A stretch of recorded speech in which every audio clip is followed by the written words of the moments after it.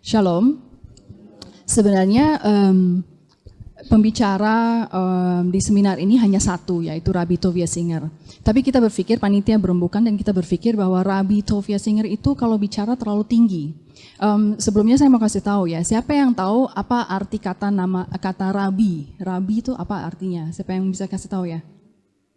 Siapa yang bilang guru? Yang nggak ngangkat tangan bilang apa? Nggak tahu. Yang angkat tangan tuh benar karena namanya bukan guru. Rabi artinya bukan guru. Rabi berasal dari kata dalam bahasa Ibrani Rav. Sebenarnya orang Ibrani ngomongnya bukan Rabi tapi Rav. Rav itu R-A-V tulisnya kalau ditransliterasi dalam bahasa Indonesia atau bahasa Inggris. Halo? Rav itu ditukar. Ya. Rav itu berarti besar. Rav itu besar. Kalau kita bilang memberikan kata Rav di atas di depan nama orang, misalnya Rabbi Tovia Singer, yang kita ingin katakan adalah ini orang adalah guru besar. Gitu kan? Jadi bukan gurunya, tapi dia seseorang yang besar, a great one, ngerti kan? A great one ya. Kalau bahasa Inggris kita ngerti seseorang yang besar, seseorang yang agung. Kenapa dalam tanda petik besar dan agung? Karena rabi-rabi ini tidak sembarangan dapat kata rabi, gelar rabi, nggak sembarangan. Dia harus menjalani kuliah pendidikan yang lama sekali, bisa sampai berpuluh tahun, 10 tahun, 20 tahun, tergantung seberapa apa yang dia ambil. Dan setelah itu ketika dia selesai pun dia harus di-ordained, dalam bahasa Indonesia lantik atau ditahbiskan gitu ya istilahnya ya. Dan ditahbiskannya nggak juga dengan sembarangan orang. Ada satu badan tertentu yang dulunya nih ya, kalau dulu sebelum badan ini bubar, badan ini adalah keturun-temurun dari rabi-rabi dan guru-guru sejak Musa. Jadi Musa itu dia angkat rabi-rabi dalam tanda petik atau guru-guru. Mereka mengangkat hakim-hakim kalau di dalam LAI dibilangnya hakim-hakim. Hakim-hakim ini diangkat dan ditahbiskan oleh Musa sendiri. Nanti sesudah itu orang-orang yang ditahbiskan ini seperti estafet kasih lagi ke murid-muridnya dia yang mau jadi rabi. Dan terus menerus sampai lama, sampai kalau kita ketemu satu rabi kita bisa lacak ini orang ditahbiskannya oleh Musa melalui siapa? Bisa paham nggak maksudnya? Jadi ini satu badan ini turun-temurun. Supaya apa? Supaya mereka bisa kualitasnya bisa dicek. Jadi nggak sembarang badan bisa ngambil. Jadi ini badan ini yang benar-benar turun-temurun sampai ke bawah, sampai satu saat di mana badan itu akhirnya bubar karena kita di Israel dicabut dari sana ya. Orang Yahudi dicabut dari Israel. Oke. Nah, ini latar belakang kata rabi. Jadi rabi itu nggak sembarangan dikasih orang. Kalau misalnya di antara bangsa-bangsa luar bangsa Yahudi ada orang-orang yang memanggil dirinya rabi, betul nggak? Itu rabi ini, rabi itu segala. Tapi kalau dicek latar belakang dia nggak pernah sekolah. Gitu. Itu salah kaprah. Dia berpikir rabi artinya guru. Sebenarnya bukan guru artinya. Artinya sebenarnya seorang yang besar, somebody great, the great one. Oke, my great one, rabi. Ya Pak, silahkan Pak. Ganti aja ya, yang ini aja.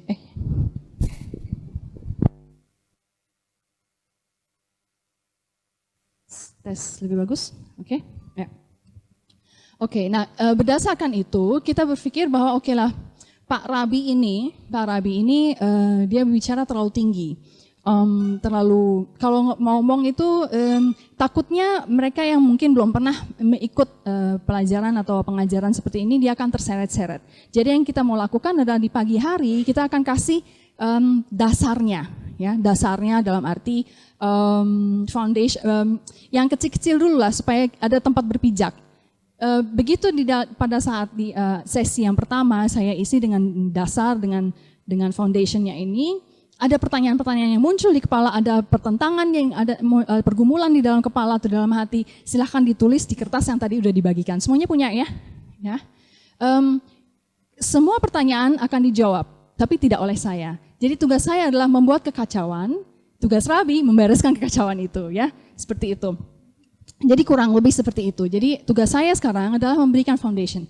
Perlu diingat bahwa ini adalah lembaga Yahudi, ya. Yahudi bukan Kristen, Yahudi Ortodoks, terutama ada beberapa aliran. Kami ini adalah Yahudi Ortodoks. Jadi yang kami akan ajarkan adalah perjanjian dalam tanda petik perjanjian lama atau kita sebutnya Tanakh.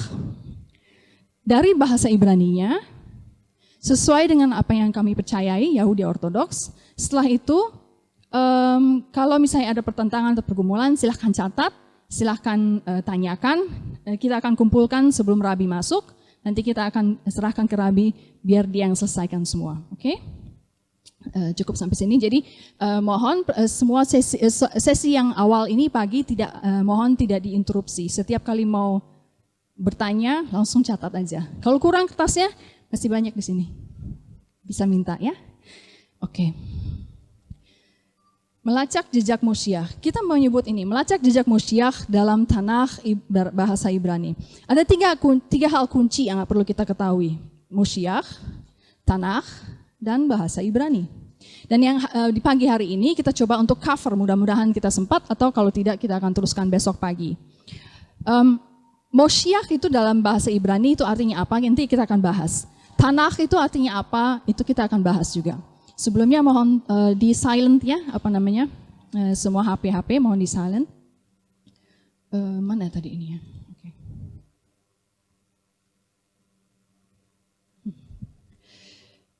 Kita masuk ke introduksi dulu. Kita masuk ke Moshiach. Di dalam bahasa Kristen atau Kristen atau bahasa Alkitabnya Kristen, Moshiach itu Mesias, ya kan? Atau dalam bahasa Inggris juga Messiah seperti itu ya. Dalam Islam mungkin namanya Al-Masih. Ada beberapa teman-teman kita di sini yang Islam juga. Ada satu orang yang belum datang. Itu namanya Al-Masih, betul nggak? Al-Masih ya. Jadi ada konsep Al-Masih seperti itu. Dalam bahasa Yunani dia disebut Kristos. Ya, tahu kan? Kristos itu akhirnya berubah nama menjadi mempengaruhi nama Jesus Christ itu. Christ itu dari Yunani ya, Kristus. Tapi sebenarnya Christ dengan Kristos, dengan Mesias, dengan Moshiach itu semuanya sama. Cuman diterjemahkan saja, ya kan? Jadi Kristus itu bukan nama belakang Yesus. Kalau saya kan namanya Elisheva Wiryatmaja. Wiryatmaja itu nama belakang saya, ya kan? Kakek saya Van der Beek. Tapi Yesus Kristus itu bukan nama belakangnya Yesus. Paham ya? Siapa yang sudah tahu itu? Kristus adalah gelar. Kenapa gelar? Gelar atau bukan gelar ya? Kristus adalah sesuatu yang ditempelkan kepada seseorang, yaitu Yesus, dengan klaim bahwa dia ini adalah Mesias Yahudi. Paham nggak maksudnya? Ya. Jadi orang Yahudi bilang Mesias itu bukan Mesias tapi Moshiach, tergantung logatnya dia Ashkenazi atau Sephardic. Kalau Ashkenazi bilangnya Moshiach, kalau Sephardic bilangnya Mashiach. Kok sama ya? Moshiach sama Mashiach, kayak Jawa sama Sunda gitu. Ada mo ada ma. Nah, tapi seluruh dunia ini punya konsepnya masing-masing tentang Mesias, tentang Moshiach atau tentang Al-Masih. Konsepnya masing yang Muslim punya konsep Mesias Al-Masihnya itu seperti apa? Yang dikasih tahu bahwa Buddha ternyata punya konsep Mesias juga. Benar ya? Saya kurang ngerti sih, tapi setiap orang yang mengaku bahwa agama mereka punya Mesias, mereka punya konsep Mesias macam-macam gitu. Tapi sebenarnya Mesias itu berasal dari mana sih? Ada yang tahu nggak? Konsep bahwa ada seseorang di akhir zaman yang besar sekali yang akan melakukan sesuatu yang besar di dunia, merubah dunia ini, itu konsep dari mana sebenarnya? Pernah tahu nggak sih? Kekristenan aja dapat konsep Mesias dari mana? Dari Tanakh, ya kan? Ya, Tanakh ya. Ya, gereja menyebutnya Perjanjian Lama, kami menyebutnya Tanakh, ya kan? Yang Al-Masih pun, yang Muslim pun, konsep Al-Masih itu dari mana asalnya? Dari mana? Pak, siapa namanya? Owi. Kita dapatnya dari mana? Memang dari Quran, tapi Quran dapatnya dari mana? Dari Taurat juga, betul nggak? Dari Taurat juga, dari Tanakh juga. Tanakh itu yang lebih besar, nanti kita akan bahas juga Tanakh itu. Jadi semua agama-agama dunia yang mengaku yang mempercayai bahwa ada seseorang yang akan datang di akhir zaman nanti, yang seorang yang besar dan mengubah dunia menjadi sempurna. Itu semua konsep itu berasal dari Tanakhnya Yahudi, betul nggak? Nah, kalau gitu, dan Tanakh Yahudi itu bahasa apa aslinya? Bahasa Arab kah? Bahasa Ibrani, gitu. Nah, kalau memang seperti itu, adilkah kalau kita mengatakan bahwa semua konsep atau klaim tentang Mesias di luar sana seharusnya diukur dengan tanah kami. Paham nggak maksudnya? Adil nggak? Karena tanah Mesias, konsep Mesias kan memang berasal dari tanah, harusnya semua klaim yang diakui, kalau ada orang misalnya Pak Jimmy di belakang mengaku saya Mesias, semua klaim seperti itu harus diukur dari buku kami. Setuju ya? Setuju ya? Apalagi semua orang bilang bahwa ini berasal dari tanah memang. Oke, kalau begitu, ini padahal deket banget, nggak perlu ini ya. Hemat. Oke, lanjut. Ya, semua klaim yang mengaku si A ini ada di dalam situ atau si B adalah Moshiach itu harusnya diuji oleh tanah yang adalah sumber pertama keluarnya konsep Moshiach. Ya. Lanjut. Kalau gitu kita harus tahu. Yang berikutnya yang kita harus ngerti, ini foundation yang kedua, adalah tanah itu apa dong? Ya, paham ya? Kalau gitu kita harus mengerti garis besarnya tanah itu apa. Itu yang harus kita pahami. Ya, supaya kita bisa mengerti isi dari tanah itu apa, Mesias yang ada di dalam tanah itu apa. Paham ya? Sampai sini? Oke. Yang pertama, tanah itu sebenarnya adalah singkatan. Mana sih? Nih, tanah itu adalah singkatan. Singkatan dalam bahasa Ibrani yang terdiri dari 3 huruf. Taf, tanah, taf, nun, dan kaf. Ini saya nggak tulis dalam bahasa Ibraninya, tetapi kalau di dalam bahasa Ibrani adanya te-en-kah gitu. Cuma te-en-kah, tapi dibacanya tanah atau tenah kalau orang asing. Tanah. Nah, ini singkatan dari tiga nama. Yang T ini singkatan dari Torah, artinya adalah pengajaran. Kitab-kitabnya apa aja? Mulai dari Kejadian, Keluaran, Imamat, Bilangan, Ulangan. Tahu toh? Nah, N adalah Navim. Navim itu dalam bahasa Ibrani artinya nabi-nabi. Kitab-kitabnya ini Joshua, Hakim-Hakim, 1 Samuel, 1 Raja-Raja, 2 Raja-Raja, Yesaya, Yeremia, Yehezkiel, Hosea, Yoel, Amos, Obadiah, Yunus, Mika, Nahum, Habakuk, Sefania, Hagai, Zakaria, Maleaki. Ini nabi-nabi. K-nya adalah ketuvim. Ketuvim dalam bahasa Ibrani ya artinya tulisan-tulisan.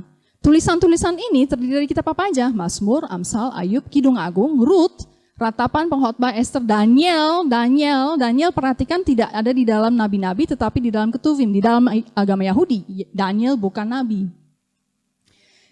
Daniel di dalam agama Yahudi adalah di dalam Tanakh adalah seorang yang sekuler, perdana menteri yang kudus banget di hadapan Tuhan. Kudus dalam arti dia taat sekali, gitu kan?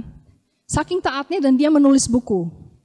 Dan bukunya itu akhirnya dipakai untuk menjadi bagian dari ketuvim, bukan navim. Kenapa? Karena dia tidak memberikan nubuat-nubuat bagi khalayak ramai ketika itu. Nubuat-nubuat dia khusus untuk dirinya sendiri. Ya, itu bedanya. Ketuvim ini ada di dalam ketuvim Mazmur, Amsal, Ayub, Kidung Agung, Rut, Ratapan, Daniel, Ezra. Ezra juga bukan nabi, Nehemia, 1 Tawarikh, 2 Tawarikh. Nah, sekarang perhatikan baik-baik. Apa yang tertulis di sini? Ini adalah urutan dari kitabnya bangsa Yahudi. Urutan. Kalau kita ngelihat punya bawa Alkitabnya masing-masing nggak sekarangnya? Kalau kita melihat Alkitab kita masing-masing di rumah nih ya, yang LAI atau apa itu ITB sekarang ya, LT ya, urutannya sama nggak kira-kira? Bisa cek nggak? Nggak sama kan? Ini ada sesuatu sebenarnya. Kenapa itu sengaja diacak sebenarnya? Ini secara sejarah ada sejarahnya gitu. Maksudnya secara sejarah ada kisahnya gitu loh. Kenapa diacak? Ini khusus banget. Sebenarnya alasan kenapa diaturnya sedemikian itu ada konsepnya tersendiri, ada pengajarannya tersendiri. Para yang mengkanonisasi perjanjian lama dalam tanda petik atau Tanakh sengaja membuatnya berurutan seperti itu karena ada satu konsep tertentu yang Tuhan mau ajarkan.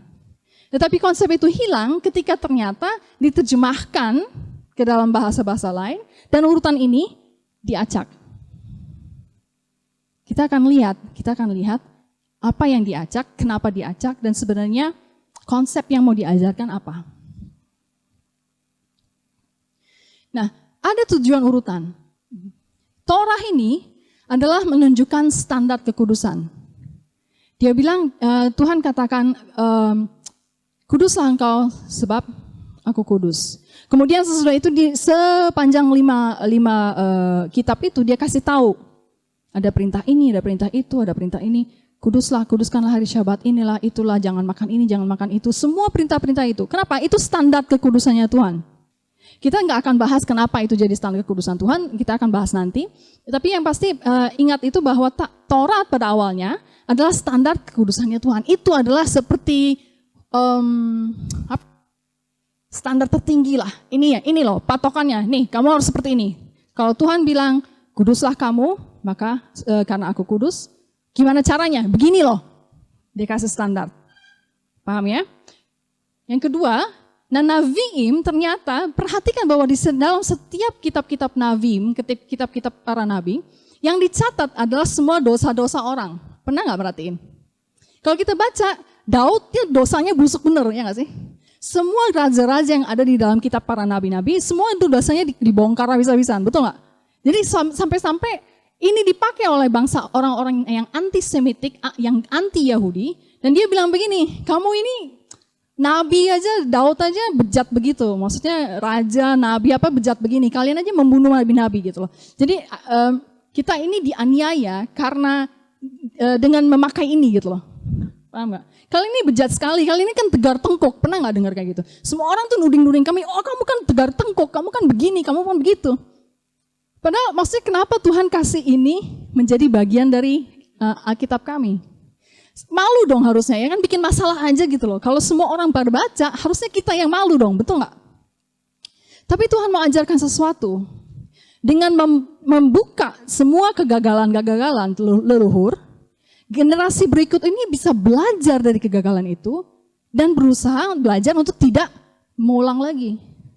Jadi semua kesalahan dicatat supaya generasi berikutnya jangan ulangi. Biasanya kita belajar dari kesalahan, ya kan? Tapi itu membuang-buang waktu. Lebih baik belajar dari kesalahan orang lain, betul nggak?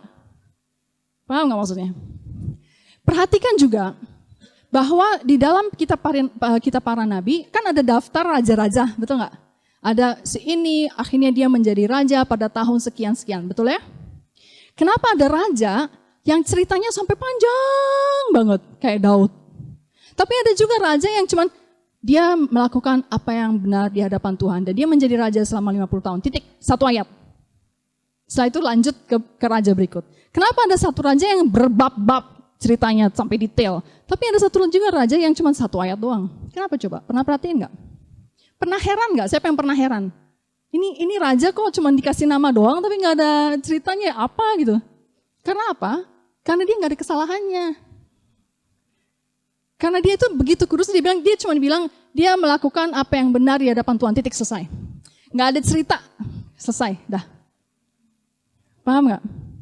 Justru yang raja-raja yang salah itulah yang harus diceritain. Bukan untuk jelek-jelekin, bukan untuk gosip. Ini bukan kolom gosip, Bu, saudara. Ini bukan tabloid gosip.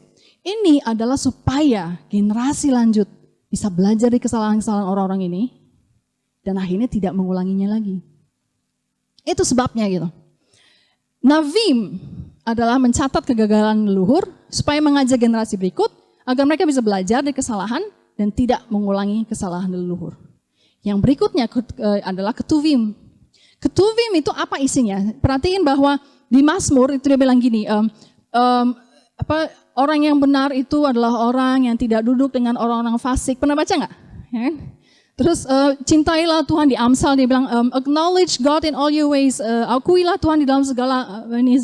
Pengkhotbah bilang segala sesuatu sia-sia tapi engkau layanilah Tuhan, itu nggak sia-sia, betul nggak? Terus ada ratapan bilang aduh kami ini dihukum, kami ini segala macam, tapi pujilah Tuhan, kasih setiamu setia, kasih setiamu kekal. Perhatiin nggak selalu seperti itu? Jadi apa isi Ketuvim ini sebenarnya? Ketuvim isinya adalah semua tulisan orang-orang yang meratap ini loh. Ingat bahwa Daud pernah berdosa dengan Batsheba, betul? Dan dia menulis salah satu Mazmur, betul? Yang salah satunya terkenal. Dan dia bilang dia meratap, dan akhirnya memuji Tuhan, terima kasih. Engkau membuat telingaku mendengar, sehingga aku bertobat. engkau tidak menginginkan pengorbanan, langsung aja diampuni. Ingat nggak seperti itu? Di dalam Mazmur 52 atau 53, saya lupa. Ya, paham ya?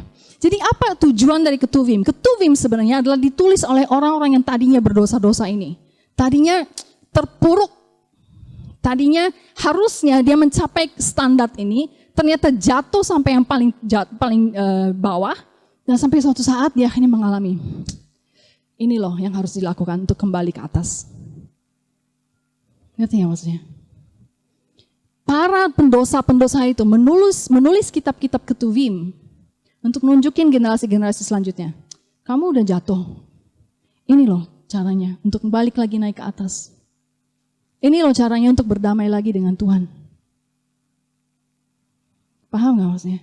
Jadi ada satu cerita dari urutan-urutan ini, Torah, Navim, Ketuvim. Ada satu cerita, ada satu alur yang Tuhan mau kita punya gitu loh. Yang kita kenal.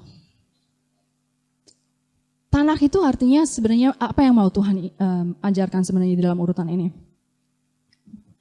Demi keintiman hubungan dengan Tuhan, setiap orang harus bergumul sendiri dengan dosanya, menanggung sendiri dosanya, mengatasi sendiri dosanya, dan bertobat sendiri dari dosanya. Saya mau kasih tahu begini. Kalau kita balik lagi, Tuhan kasih standar. Dia menuntut standar kekudusan. Ternyata kita gagal. Kita tercatat di sini. Tapi dalam Ketuvim, kita menunjukkan ratapan-ratapan kita. Kita melihat kegagalan-kegagalan kita dan cara-cara untuk balik lagi ke atas. Sebenarnya yang Tuhan mau tunjukkan apa? Tuhan tuh menunjukkan begini. Tuhan maunya seperti ini. Tuhan maunya pada saat kita berdosa, kita harus merasakan gitu dosanya itu. Kita harus rasakan sakitnya, kita harus rasakan menyesalnya sampai nangis-nangis. Kita harus merasakan betapa beratnya untuk berubah dan kembali ke jalan itu. Paham gak maksudnya sampai sini? Bayangkan nih suami istri. Suaminya menuntut kesetiaan. Istrinya ternyata menyeleweng. Kemudian bayangkan ada dua skenario. Skenario pertama adalah istri bilang gini, saya berdosa memang. Tapi dosa saya udah saya bayar, pembantu nih udah menderita. Atau anak saya udah menderita, itu dosa udah saya bayar. Terimalah saya lagi. Tapi bayangkan dengan hal ini, ada suami menuntut kekudusan, menuntut kesetiaan, terus istrinya ternyata menyeleweng. Lalu istrinya bilang gini, dia merasa menyesal sekali sampai teriris-iris hatinya, dia nangis-nangis dan dia bergumul luar biasa untuk berhenti putus dari pacarnya ini, untuk bergumul dengan sakit sekali, mungkin nangis antara suami atau pacar, atau akhirnya balik lagi ke sana. Ketika berhasil nih istri kembali ke suaminya, ketika berhasil mereka bersatu lagi dan semua sudah lewat, lebih intim yang mana? Pasangan yang pertama atau yang kedua? Paham gak maksudnya? Tuhan mau supaya itu dialami, masing-masing dosanya itu, alamilah dosa itu. Oke, kalau kamu berdosa silahkan, alami sakitnya, alami terpisahnya kita, alami berantem lah. Tabok-tabokan lah, istilahnya seperti itu. Tapi kalau kamu menyesal, nangis, maaf, kesini deh. Kalau kamu menyesal, menyesal lah, sakit lah, ngerti gak? Bergumul lah gitu loh. Sakitnya itu harus kamu rasakan. Kamu harus bergumul sampai biarpun kamu gak bisa putus sama orang itu, bergumul, nangis gitu, nangis lah.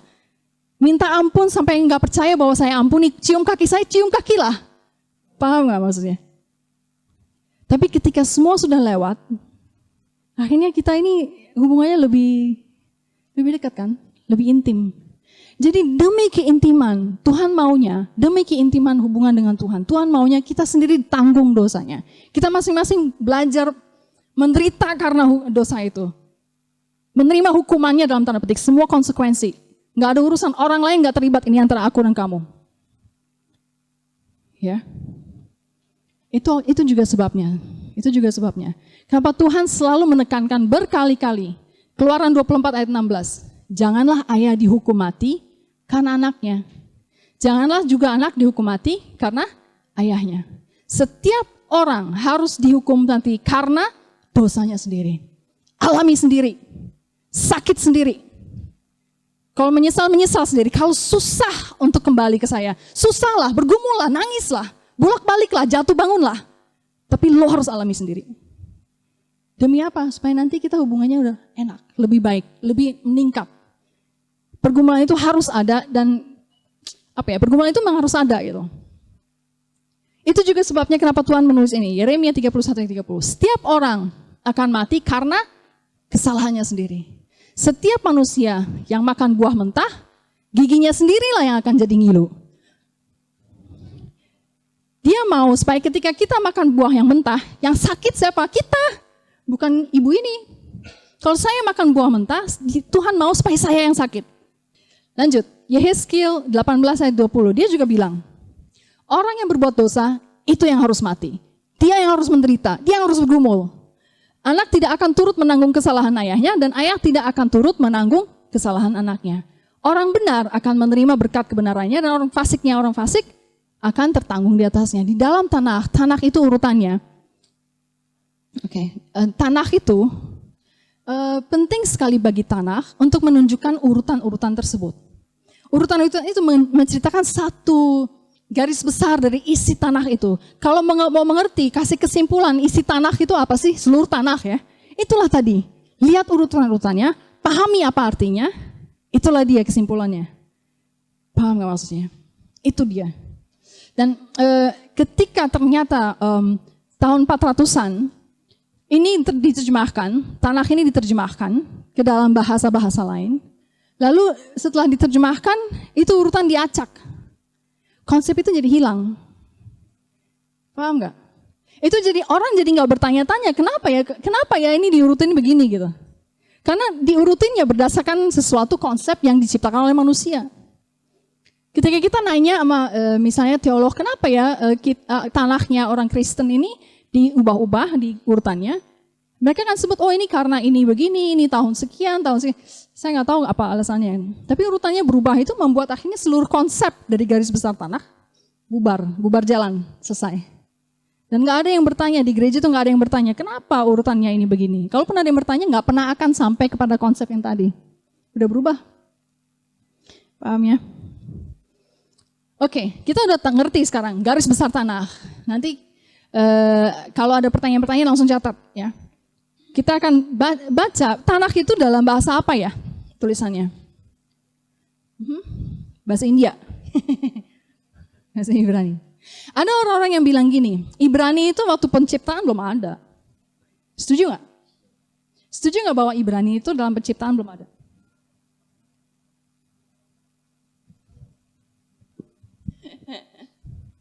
Ibrani itu ada di dalam ketika penciptaan pun sudah ada sebenarnya. Taunya dari mana? Semua nama di dalam kitab Kejadian 1, misalnya Adam, Eden, Hawa, Kain, ada nggak artinya di dalam bahasa Indonesia? Nggak ada. Adam ada nggak artinya di dalam bahasa apa? Spanyol? Nggak ada. Tapi ada artinya di dalam bahasa apa? Ibrani. Paham ya? Manusia pertama itu Adam, apa artinya? Kita akan bahas. Yang pertama, Adam kita akan bahas secara sekilas, tapi nanti kita akan masuk menjadi lebih dalam ya. Ketika kita melihat makna-makna arti kata-kata itu akan menjadi sangat dalam. Adam, artinya tanah, artinya juga darah, mengandung juga manusia, atau dalam arti umat manusia dalam arti satu manusia. Nanti kita akan bahas lebih dalam kenapa seperti itu ya. Eden artinya adalah pleasure. Kata ini muncul di dalam Kejadian 18 ayat 12. Mau dibuka Kejadian 18 ayat 12 boleh? Oke. Ini berbicara tentang ketika Abraham dan Sarah sedang menjamu 3 orang tamunya. Ingat ya. Kemudian salah satu dari tamu itu mengatakan bahwa Sarah ini akan hamil. Kemudian Sarah tertawa. Oke. Dia di sini katakan, jadi tertawalah Sarah, bisa baca ya? Dalam hatinya, katanya, akan berahikah aku? Should I have pleasure? Ini dalam bahasa Ibrani adalah Edna, dari kata Eden. Should I have pleasure? Bisa nggak sih saya merasa enak, merasa senang, birahi atau pleasure, punya pleasure setelah aku sudah layu, sedangkan tuanku sudah tua. Eden, Taman Eden atau taman di Eden adalah tempat pleasure, tempat adanya pleasure, tempat adanya kesukaan, kesenangan, pleasure itu lebih dalam dari suka dan senang ya, jauh lebih dalam gitu. Kenikmatan ya, semua kenikmatan.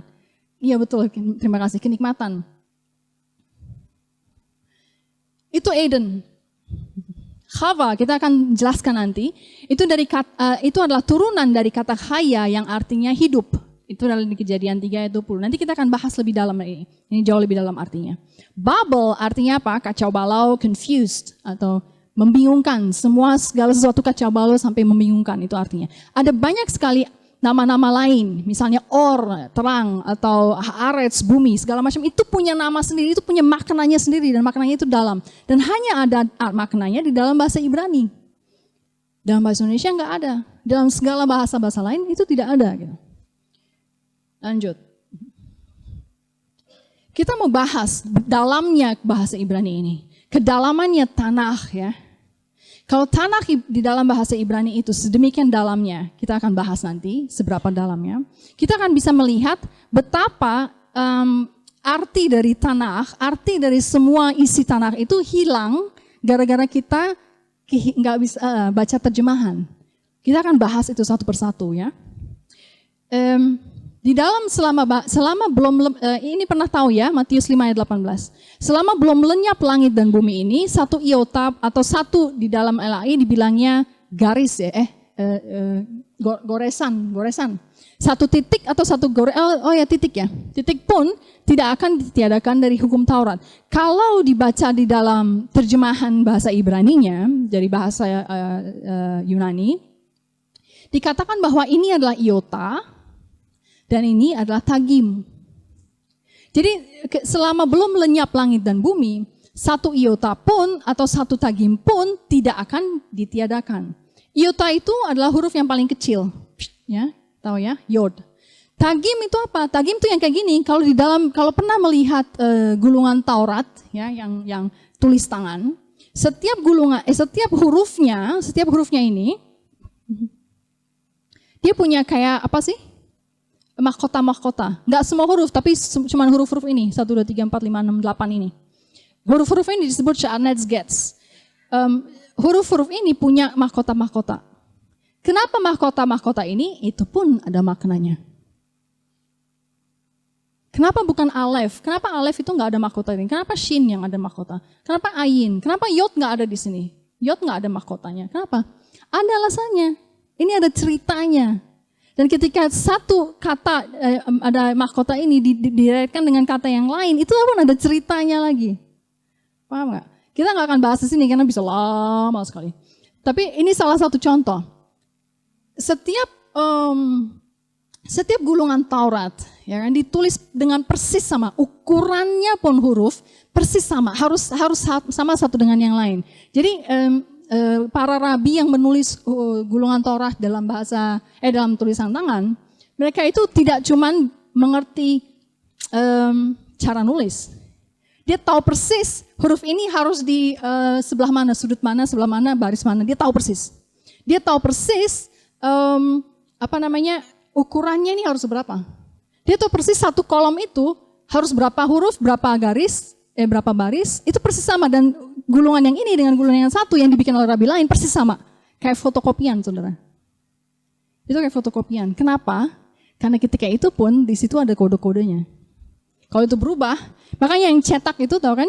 Tanah yang cetak, yang kita bikin di percetakan, itu disebut dengan tanah yang tidak kosher atau yang di print itu tidak kosher. Yang kosher adalah benar-benar yang tangan.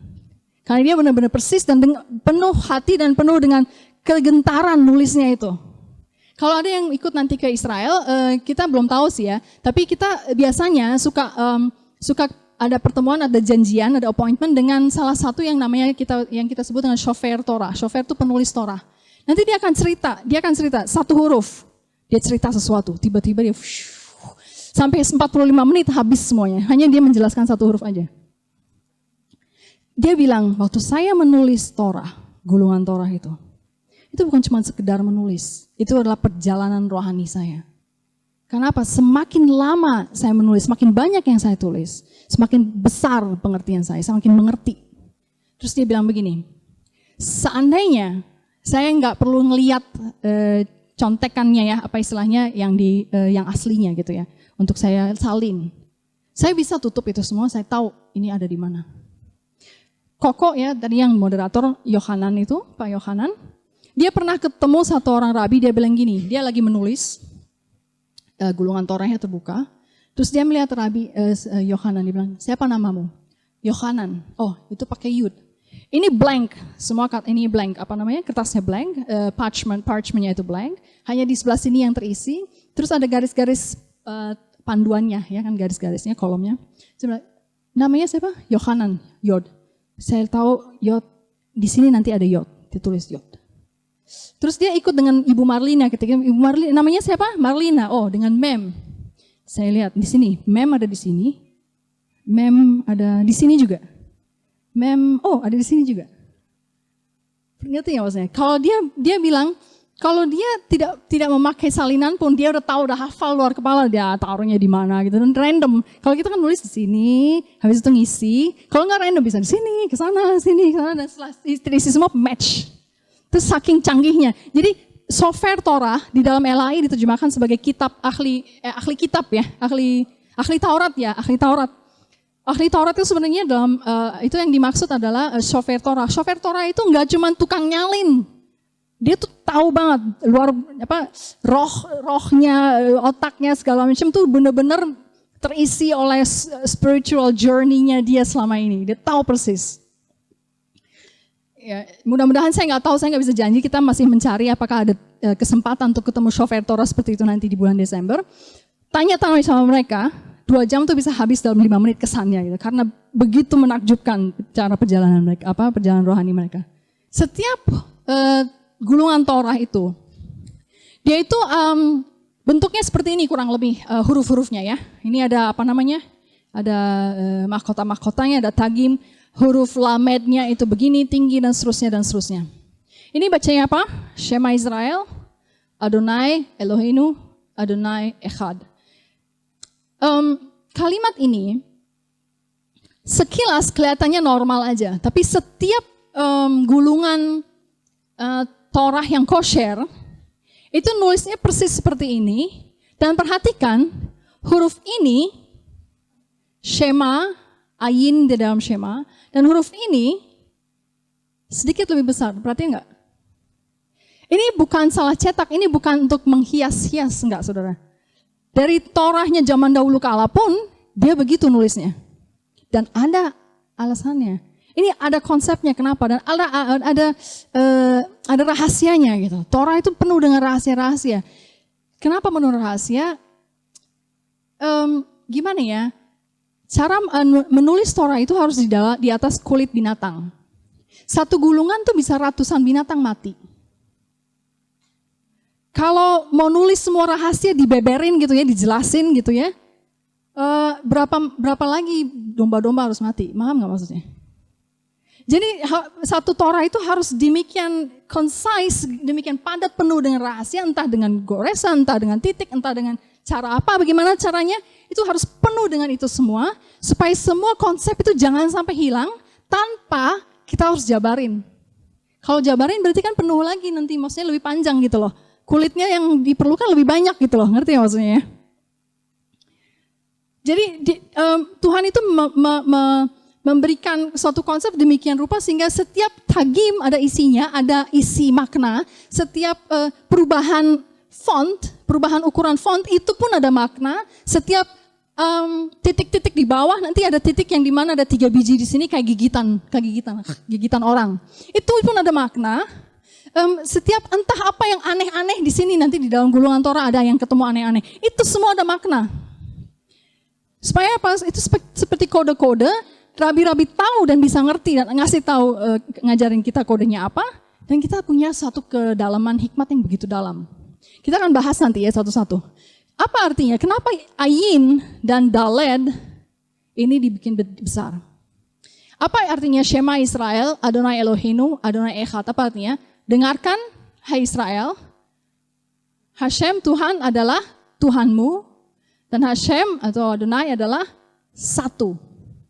Ini adalah teriakan, ini adalah istilahnya dalam, kalau bahasa Islamnya apa ya, kayak syahadat ya. Kalimat syahadatnya orang Yahudi. Begitu orang konversi, ini yang diucapkan. Shema Israel, Adonai Elohinu, Adonai Echad.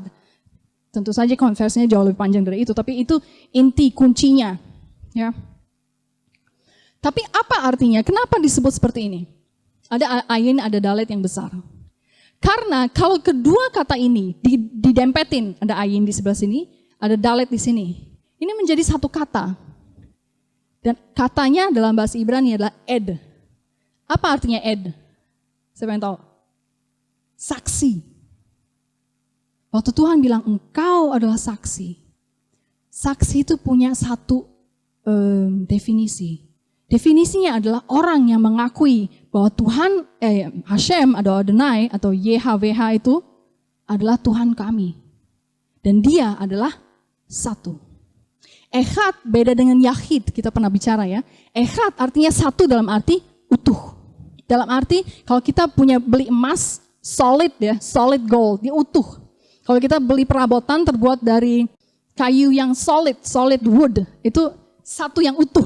Paham nggak maksudnya? Bukan lapisan-lapisan, ngerti nggak? Bukan satu papan terdiri dari beberapa lapisan, bukan. Echad adalah satu solid, satu. Dan orang-orang yang menyaksikan, yang mengatakan bahwa Shema Israel, Adonai Elohenu, Adonai Echad, Esa, itulah si saksi-saksi Tuhan. Satu. Kalau dia 3 in 1, atau 1 in 3, atau 5 in 3, atau entah apa. Atau trinitas, atau apa, kuantitas, atau apalah. Itu bukan echad, saudara. Itu apa? Yahid. Yahid artinya beberapa bersatu menjadi satu kesatuan. Jadi kalau kita bilang, kalau Tuhan mengatakan, bangsa Yahudi engkau adalah saksi-saksiku. Dia merefer apa? Dia mengacu bahwa kamulah yang menjadi saksi. Bahwa saya ini satu. Bahwa aku ini satu. Itu inti dari Shema Israel. Kalimat ini ada satu rahasia penting yang saksi ini, yang ed ini. Di dalamnya. Dan kalau kita ini terjemahkan dalam bahasa Indonesia misalnya. Bagian ini hilang toh. Bagian ed ini tidak ada. Gak ada lagi yang bisa menceritakan gitu bahwa definisi dari saksi itu apa, gak ada yang bisa ceritakan. Karena ini berubah. Ya, lanjut. Berikut, di dalam bahasa Ibrani, setiap kata, setiap nama Ibrani itu menangkap esensi dari objek yang diacu oleh kata atau nama tersebut. Misalnya gini, ini namanya apa ya dalam bahasa Indonesia? Kursi. Kenapa namanya kursi? Kenapa enggak gresepek? Ngerti nggak? Kenapa kursi? Binatang yang bunyinya wuf wuf itu apa namanya? Bahasa Indonesia? Anjing ya? Kenapa bukan zegedebek? Kenapa bukan galebut? Apa kek? Di dalam bahasa Ibrani, anjing adalah kelev. Kelev itu ada artinya. Kelev, nih saya tunjukin. Kelev. Kelev adalah apa ya namanya? Kulolev. Kelev itu singkatan ya, singkatan atau pencampuran dari dua kata, yaitu kulo, lev. Apa artinya dalam bahasa Ibrani? Kulo artinya all, semuanya. Lev artinya hati. All heart artinya apa? Seluruhnya terdiri dari hati. Seorang anjing tahu kan cintanya itu ya. Cintanya kepada tuannya, mau ditendang-tendang itu anjing tetap cinta loh. Itu esensi dari anjing. Kalau kita panggil dia anjing, apa bisa nggak diubah namanya jadi gedebuk? Mungkin bisa. Orang di dalam bahasa-bahasa lain, nama itu hanya bunyi saja, ngerti nggak? Bunyi yang tidak ada arti gitu loh. Tapi kalau dalam bahasa Ibrani, Kelev itu adalah nama yang merupakan esensi dari binatang tersebut. Esensi, paham ya esensi ya? Jadi apa nih orang nih, anjing ini ya, binatang ini, dia itu kok penuh dengan cinta banget. Itu semua penuh dengan hatinya, penuh dengan cinta. Oh, it's Kulolev, Zekulolev, Kelev. Paham nggak? Setiap binatang punya, setiap orang, setiap apa segala macam itu namanya itu dikasih bukan karena sembarangan. Yang penting bunyinya begini gitu. Tapi ada esensinya, dia menangkap esensinya. Ingat nggak waktu Adam masih sendiri?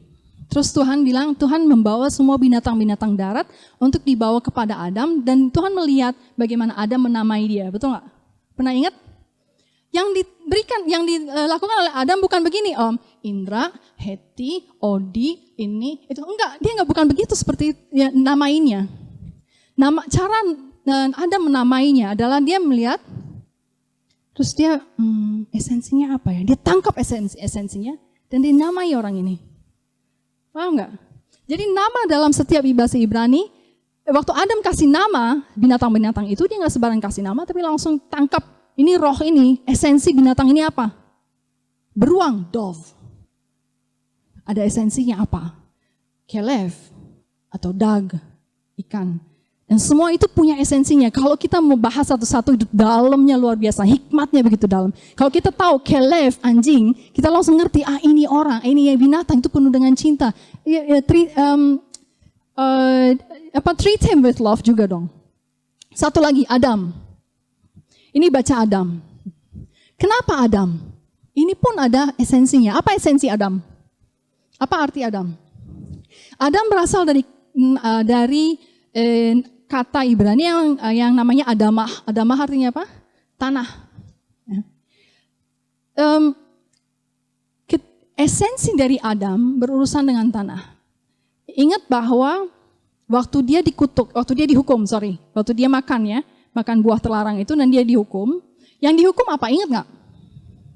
Tanah. Tuhan nggak pernah bilang terkutuklah engkau. Dia bilang terkutuklah tanah. Kenapa? Tuhan sedang menghukum esensinya Adam. Esensi dari seorang laki-laki adalah kerjaannya dia. Perhatikan bahwa setiap laki yang tidak punya pekerjaan, itu rasanya impoten banget.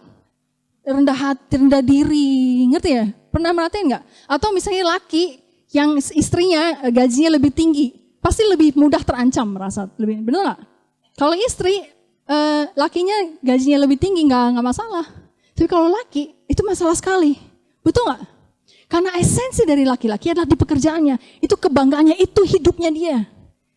Ambil itu pekerjaan dari seorang laki-laki, mati dia sudah.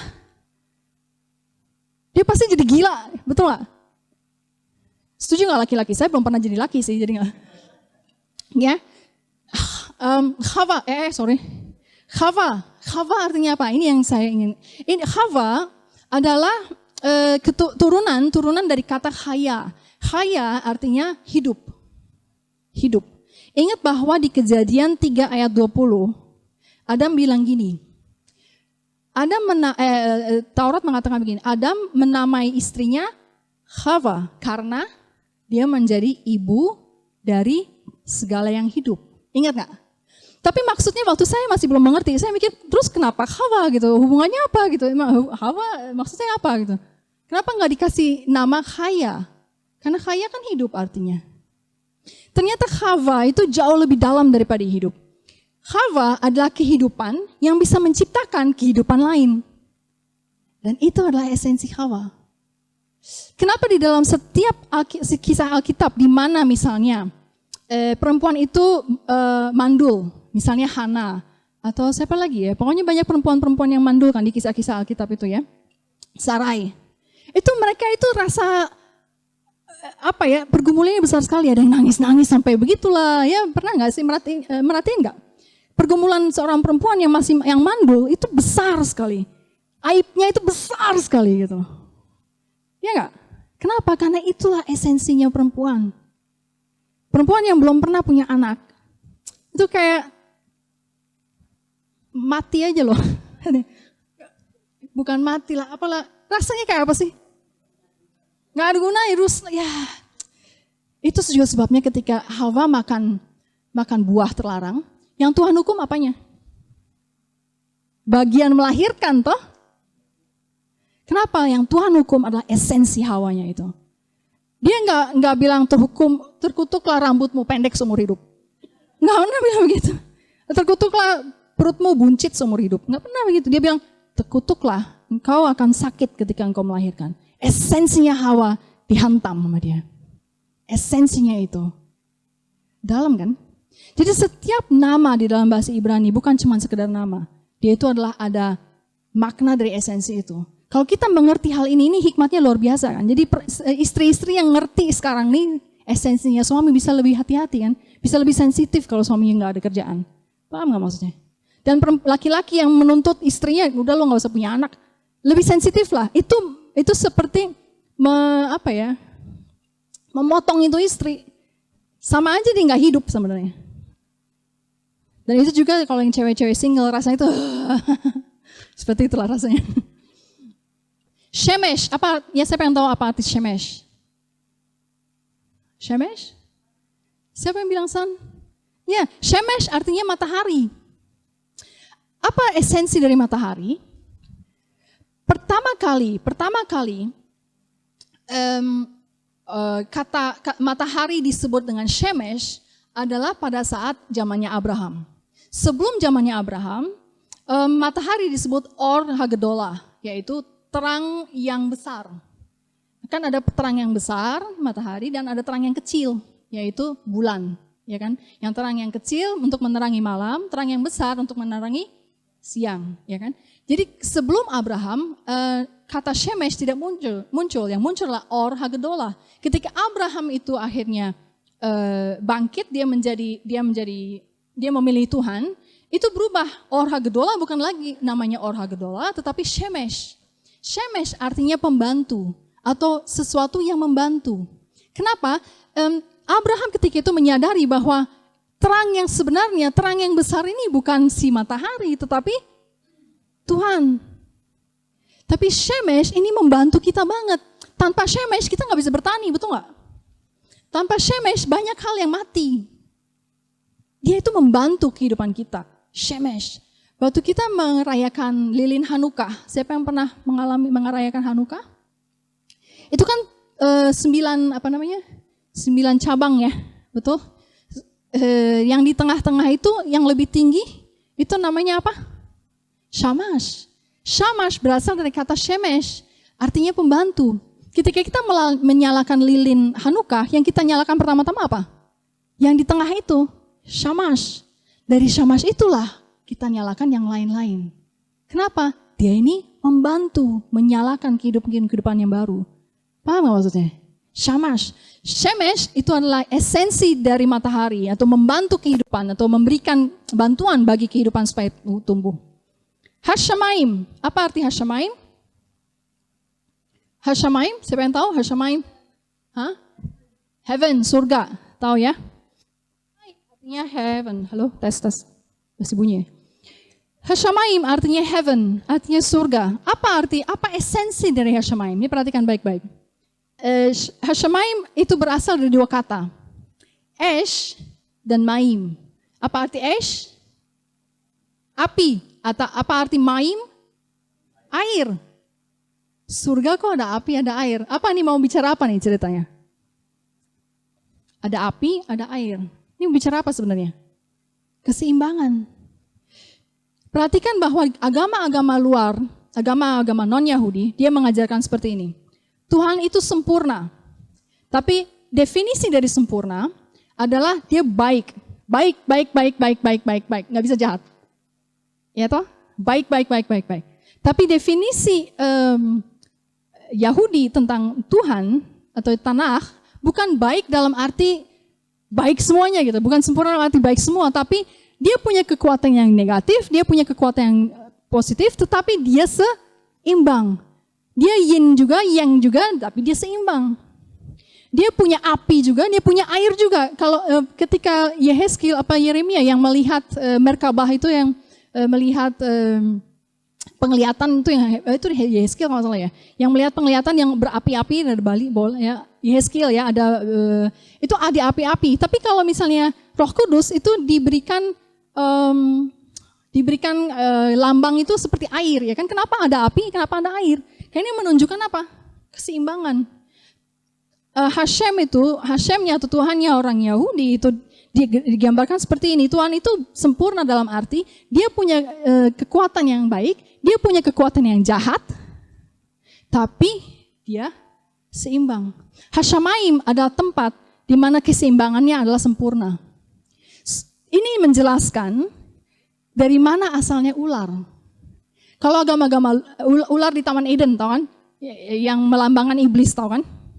Ketika ular itu diceritakan bahwa dia itu seperti iblis ya, ingin menggoda orang dan membuat orang jatuh dalam dosa.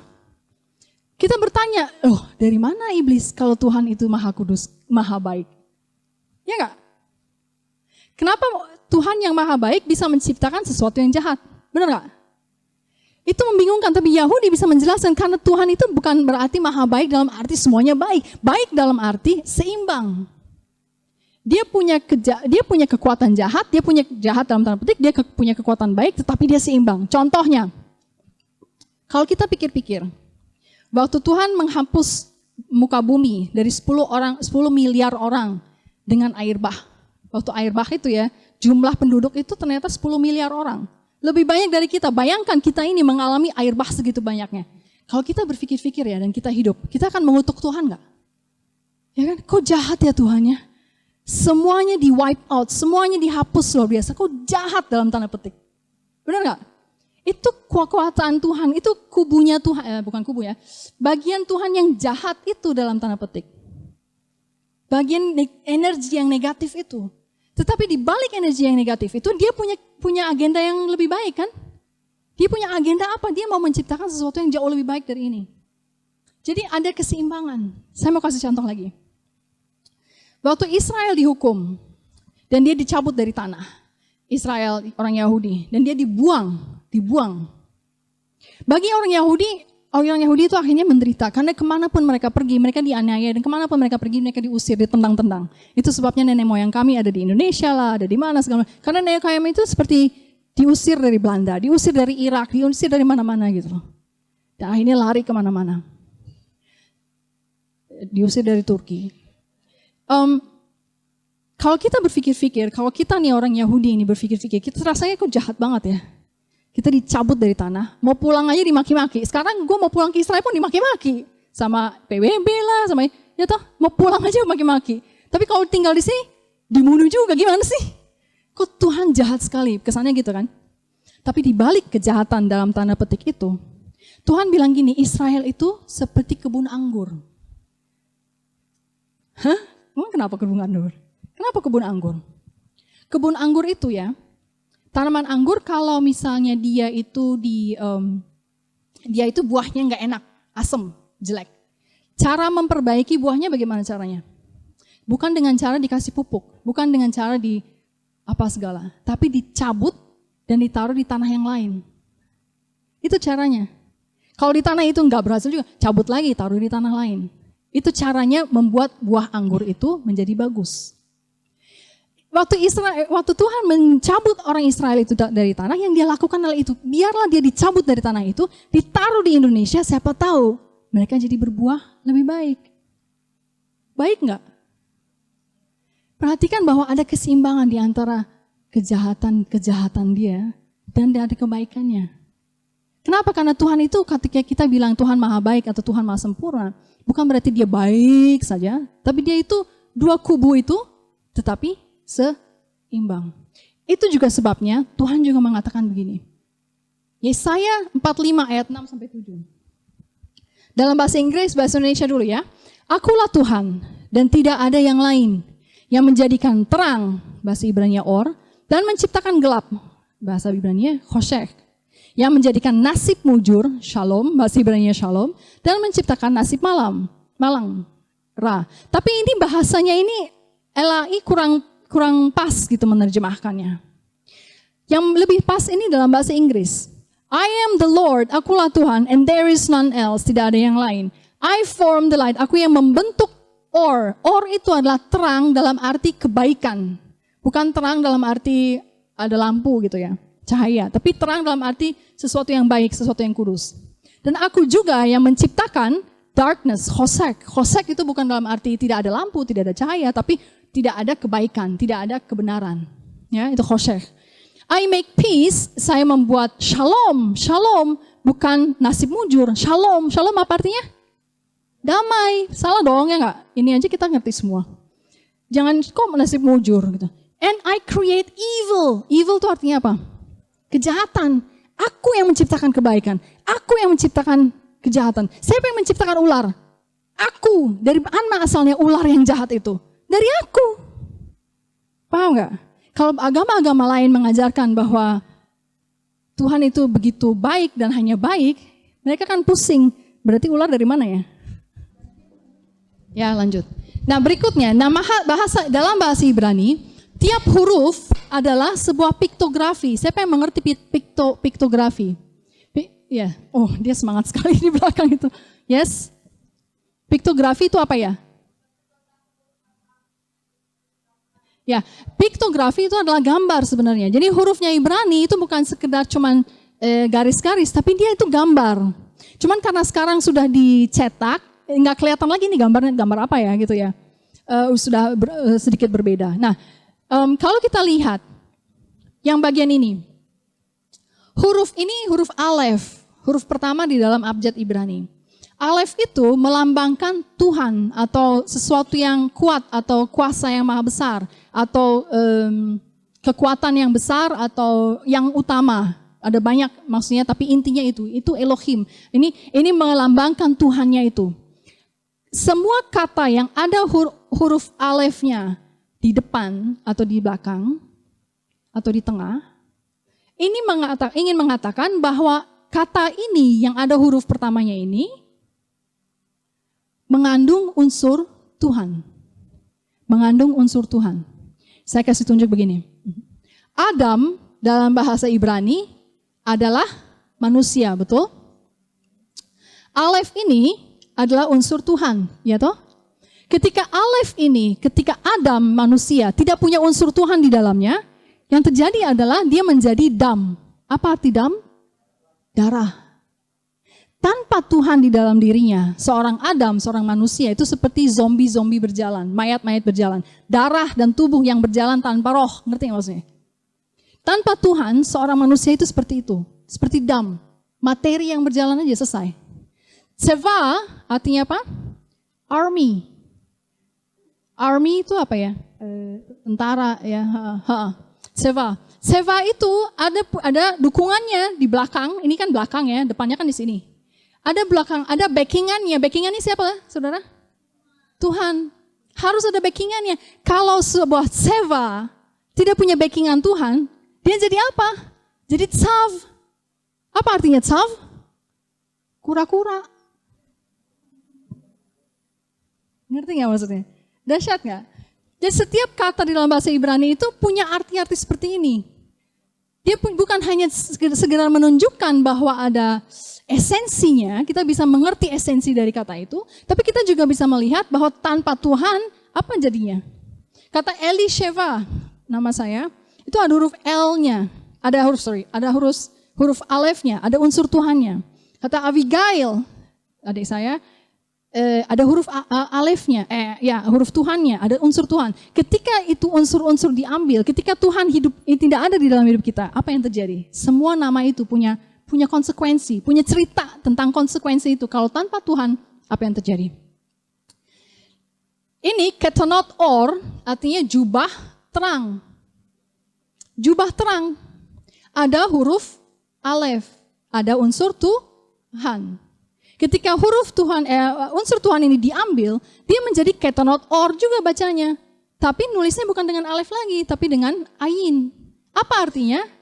Jubah kulit. Ingat nggak ketika di Kejadian 3, Tuhan itu, manusia itu merasa begitu dia makan, dia merasa dirinya telanjang. Betul nggak? Tapi sebelumnya di ayat terakhir pasal 2, dikatakan bahwa manusia itu telanjang tapi tidak merasa malu. Ketika dia makan, tahu-tahu dia malu. Setelah itu mereka sibuk cari semat-semat daun, nggak berhasil dan Tuhan bikin jubah terang. Jubah kulit. Kotonot or ini adalah begini, kotonot or. Ini mau menjelaskan apa pemakaian kata kotonot or.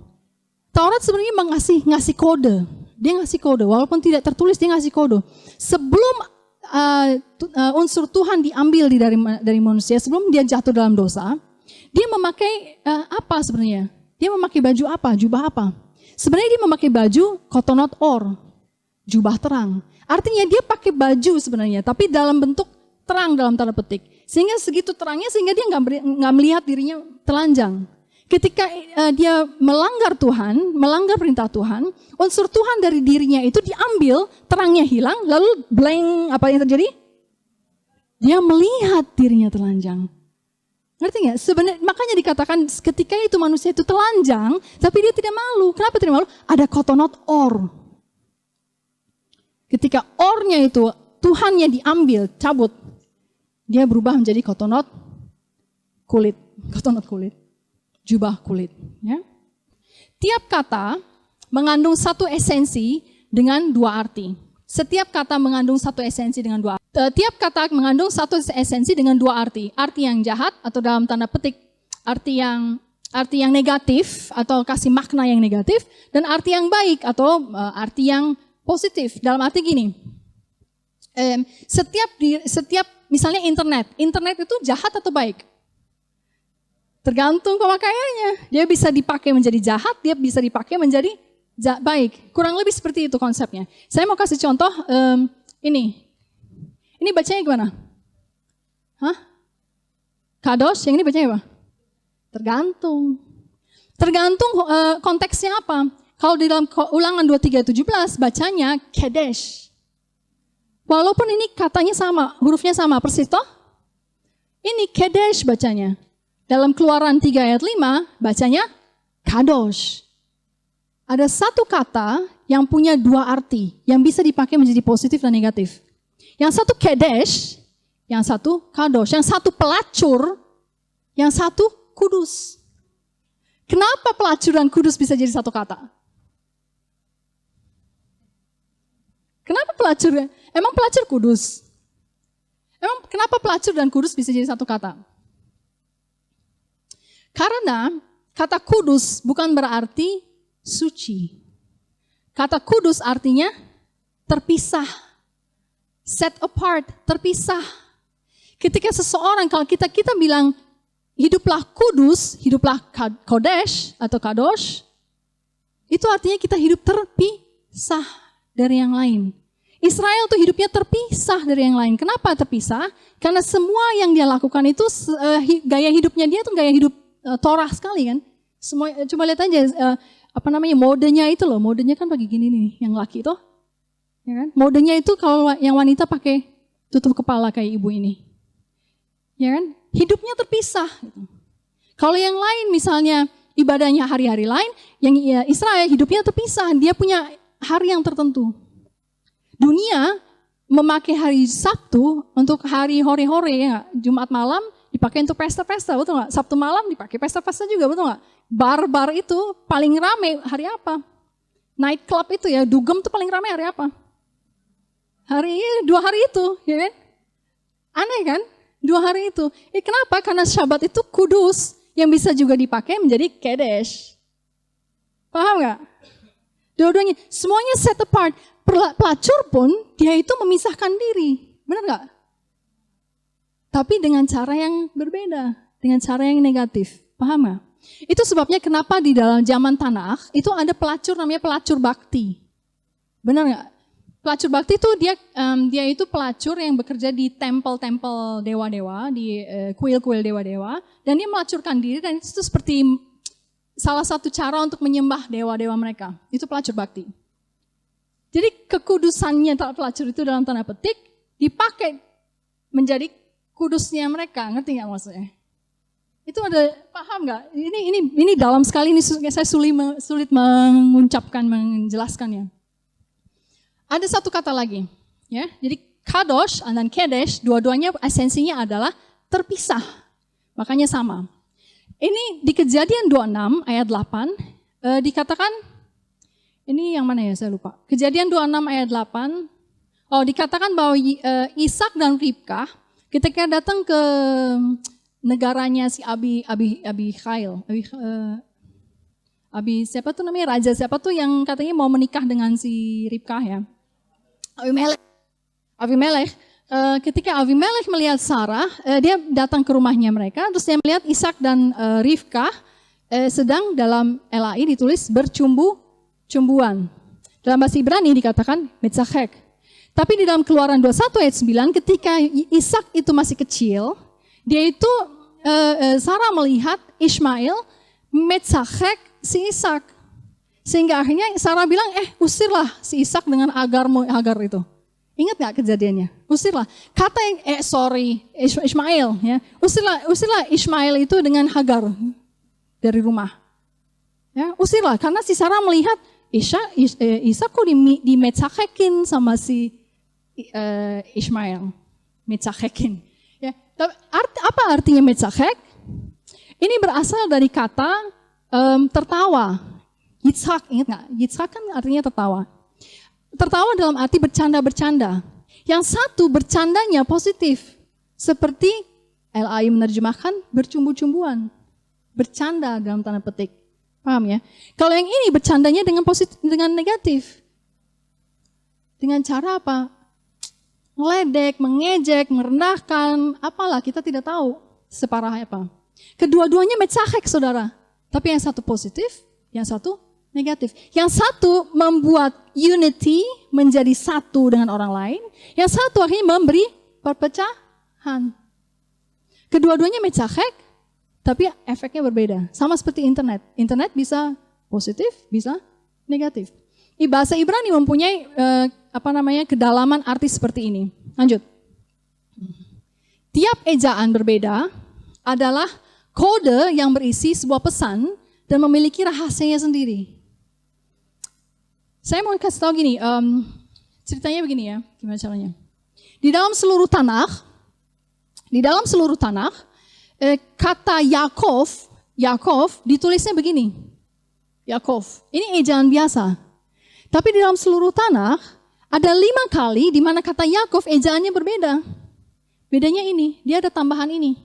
5 kali doang. Nih. Di dalam Tanakh, tulisan Eliyahu sebenarnya begini, ejaan biasanya, Eliyahu. Tetapi di dalam Tanakh juga, seluruh Tanakh ada 5 kali di mana Eliyahu itu ejaannya berbeda, tidak ada ininya. Paham nggak maksudnya? Kalau Yakub ada 5 kali ini, kalau Eliyahu ada 5 kali tidak ada ini. Ini ada artinya. Ini ada maksudnya. Ini bukan salah cetak, bukan salah nyalin. Ini ada maksudnya. Maksudnya adalah apa? Yakub adalah Israel, betul? Dia adalah bapaknya Israel. Yakub itu menahan wafnya ini dari Eliyahu. Eliyahu adalah nabi yang dinubuatkan untuk apa? Untuk datang sebelum Mesias, betul nggak? Ketika sebelum Mesias datang, Eliyahu seharusnya datang dulu. Dan konsep ini mengajarkan bahwa sebelum Mesias datang, jadi maksudnya gini, Yakub itu menahan waf ini sampai dia itu keluar, sampai akhirnya Mesias datang. Jadi dia menahan Mesias sampai Eliyahu ini keluar. Eliyahu keluar. Dan ini didukung dengan ayat berapa ya yang dia bilang bahwa itu di Mika ya, atau yang mengatakan bahwa Eliyahu itu akan keluar sebelum Mesias dan membawa bapak-bapak kembali kepada anaknya dan melembutkan apa seterusnya gitu kan ya. Dan itu Maliaki ya, itu menunjukkan itu. Ini konsep ini adalah itu. Ya. Lanjut. Nah, ada pemakaian 2 kata sinonim yang berbeda mengandung pesan rahasia tertentu. Misalnya gini, ini adalah ayat yang sangat-sangat terkenal, semua orang kenal. Uvracha mevarachecha umekalalecha aor. Aku akan memberkati, mereka yang memberkati engkau, mevarachecha umekalalecha, aku akan mengutuk orang yang mengutuk engkau, aor. Tapi ada satu hal yang aneh. Dari sini katanya kita bisa kedengarkan uvaracha, ada kata barach, artinya apa? Berkat. Uvaracha berkat. Mevarachecha Ada kata barak lagi. Artinya kata yang dipakai adalah kata yang sama. Paham nggak maksudnya? Tapi grammarnya berbeda. Kata dasar yang dipakai adalah kata yang sama. Aku akan memberkati mereka yang memberkati engkau. Yang ini juga umakelalecha aor. Umakelalecha artinya kalel, artinya kutuk. Aku akan mengutuk engkau. Ini juga artinya kutuk aor. Tapi kenapa nggak bukan kalel lagi yang ditulis di sini? Paham nggak maksud saya? Perhatikan bahwa kata berkat, kata dasarnya sama. Tapi kata kutuk, kata dasarnya nggak sama. Yang satu kalel, yang satu or. Padahal tadi kita lihat or itu artinya apa? Terang. Sebenarnya dalam bahasa Ibrani, ini artinya memang benar kutuk. Tapi kutuk yang berbeda. Kutuk yang ini adalah kutuk di mana sebelum hukuman itu dijatuhkan, Tuhan akan memberikan terang terlebih dahulu. Jadi yang Tuhan pengen kasih tahu begini, siapapun yang memberkati engkau, aku akan memberkati mereka yang memberkati engkau.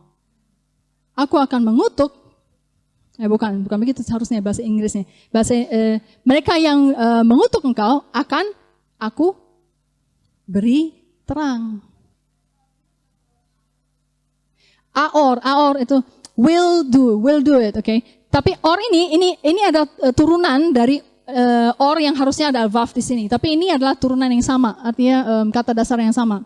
Kata aornya ini adalah menunjukkan bahwa sebelum Tuhan menjatuhkan hukuman atau mengutuk itu orang, dia dikasih kesempatan dulu. Saya kasih terang dulu.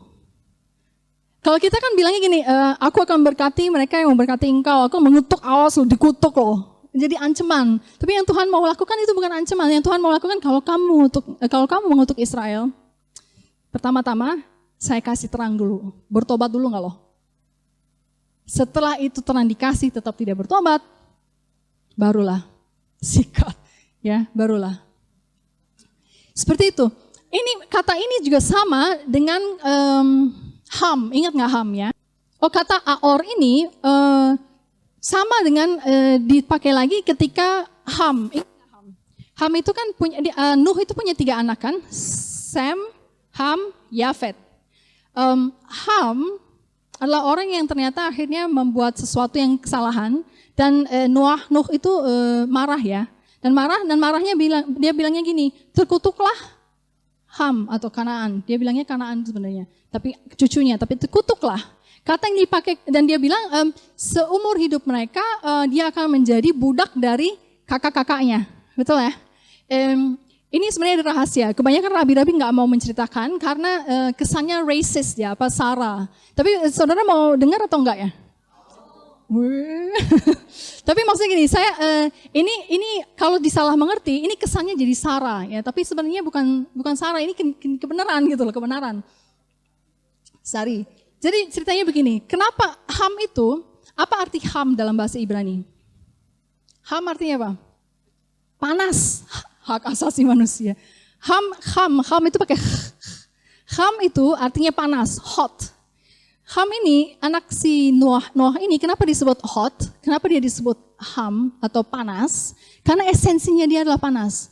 Secara apapun, secara temper, secara emosi, secara temperamen, secara seksual dia juga ham, secara segala macam dia panas. Ya, ngerti nggak maksudnya? Ya? Itu sebabnya di kulitnya pun hitam. Hitam tuh bukan karena hitam begini, ini kalau ini kebanyakan di jalan, kebanyakan di pantai gitu loh. Tapi hitamnya ini seperti yang di Afrika, ngerti kan? Seperti hitam. Artinya gini, bangsa-bangsa ketika itu tahu bahwa Ham adalah bapak dari mereka yang berkulit hitam. Kalau Yafet adalah bapak dari orang-orang yang berkulit putih dan pirang. Kalau Sem adalah bapak dari bangsa-bangsa yang berasal jadi Semitik. Makanya dari kata Semitik itu kenapa Sem? Kenapa Semitik? Karena dari kata Sem. Jadi Ham itu adalah bapak dari semua orang sebangsa yang hitam. Tapi hitamnya bukan hitam kita lah. Kita kan kebanyakan matahari. Hitam memang benar begitu gitu loh, hitam gitu. Ketika Ham akhirnya melakukan satu kesalahan, kita tahu kesalahannya apa. Kita tidak perlu bahas ini apa yang dilakukan sehingga dia melakukan. Nggak penting. Yang penting adalah kesalahannya adalah berhubungan dengan ke weakness-nya dia, kekurangan dia. Kekurangan dia adalah hot-nya itu. Ngerti nggak? panasnya itu. Paham nggak? Panas baik secara emosional, baik maupun temperamen, maupun secara seksual. Dan karena kepanasannya dia itu, dia akhirnya menjadi orang yang keputusannya bisa sembarangan. Tidak hikmat. Karena apa? Terlalu panas, ngerti nggak? Terlalu temperamen, terlalu emosional gitu, terlalu emosi gitu loh. Terlalu emosi, apa-apa terlalu emosi. Itu sebabnya si Nuh bilang begini, terkutuklah Kanaan, terkutuklah Ham. Bukan terkutuk dia bilangnya, tapi dia bilang Aor. Dia nggak bilang Mekalel lah si Ham, dia bilang Aor. Kenapa Aor? Tuhan mau bilang gini, Tuhan mau memberikan terang kepada Ham dan keturunan-keturunannya. Caranya apa? Kalau dia ini dilindungi atau menjadi Evet dari kakak-kakaknya. Bahasa Ibrani dari Evet, bahasa Ibrani dari budak dalam bahasa ini adalah Evet. Tapi Evet itu bukan budak yang seperti kita pikirkan sekarang. Di daerah-daerah Indonesia itu kan masih begini, kayak mama saya itu berasal dari Nias. Itu masih begini. Ada kalau misalnya ada keluarga-keluarga miskin punya anak-anak itu ya, dan orang tuanya nggak bisa mengurus anak-anaknya itu, saudaranya yang kaya di luar kota, misalnya di Jakarta, dia ambil itu anak-anak, dibesarkan, dia menjadi bagian dari keluarga, tapi dia seperti bantu-bantu di rumah, ngerti ya? Bukan pembantu dan bukan budak, tapi Evet, itu Evet. Dia menjadi bagian dari rumah, bagian dari keluarga, dia dilindungi, dibesarin, dikasih sekolah yang baik, dikasih makan, dikasih apa. Dia kerja, tapi dia juga ikut kita. Ngerti nggak maksudnya? Bahasa Indonesianya apa ya? Ya seperti itulah. Bahasa Ibrani itu Evet. Kayak anak angkat dalam tanda petik, tapi dia kerja, ngerti nggak maksudnya? Dia bantu-bantu di rumah gitu loh. Ya, anak peliharaan. Anak asuh lah istilahnya. Tapi dia kerja di rumah. Dan kerja pun nggak dibayar, ya kan? Biasanya kita angkat gitu. Nah, yang ingin dilakukan oleh Nuh adalah, yang ingin dipesankan oleh Nuh adalah kakak-kakaknya itu harus merangkul ini si Ham. Karena kalau dia sendirian, dia akan menjadi bangsa yang hancur. Tapi kalau bangsa-bangsa lain, bangsa Semitik dan bangsa orang putih, Yafet, merangkul nih orang-orang yang bangsa hitam, dia akan bisa diangkat. Paham gak? Itu sebabnya kenapa di Afrika itu kacau sekali kan, sering banget orang apalah segala, terus Ethiopia kelaparan lah, apa sih kekacauan lebih banyak di sana bukan? Kalau Rabbi Singer pernah cerita, di New York, di Amerika itu kalau tempat-tempat yang Bronx gitu ya, atau tempat-tempat yang lebih banyak orang hitamnya dan orang putih yang nggak ada, itu kejahatan tinggi sekali. Tingkat pemerkosaan tinggi, pencurian, kejahatan tinggi sekali gitu. Kenapa? Karena ini anak-anak Ham yang jadi satu, nggak ada yang ngawasin, nggak ada yang lindungi, nggak ada yang naungi.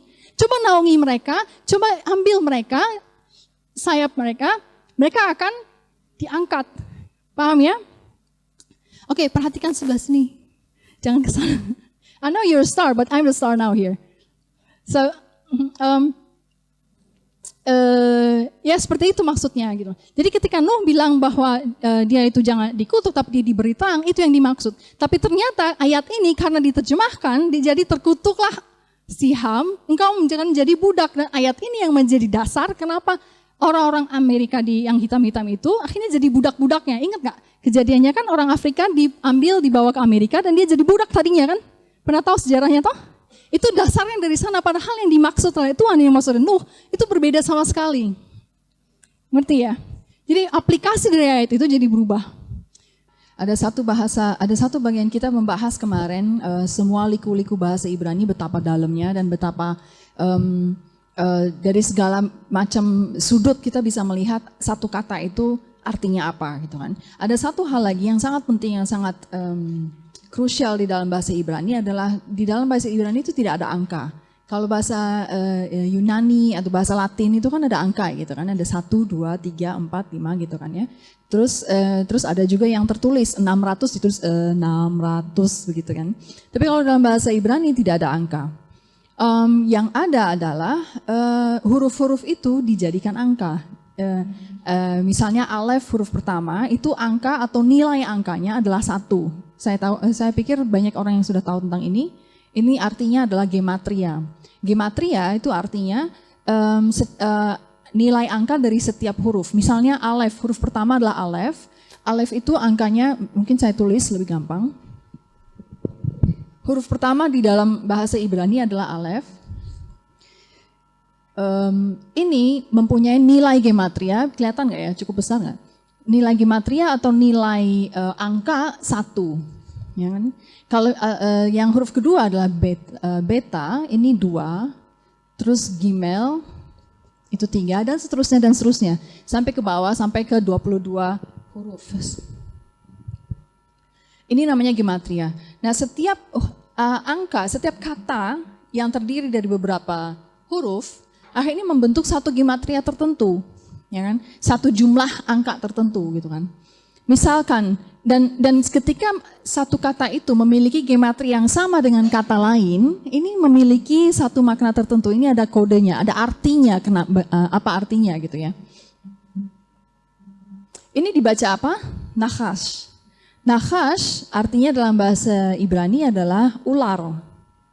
Ini artinya apa? Bacanya apa? Moshiach. Moshiach dalam bahasa Ibrani artinya apa?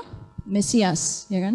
Nah, Nachash dengan Mesias, ular dengan Mesias, ini memiliki gematria yang sama. Kalau kita jumlah nih angka-angka ini 1, 2, 3, dengan ini 1, 2, 3, 4. Jumlah dari angka-angka ini, nilai angka itu, nilai gematrianya adalah 358.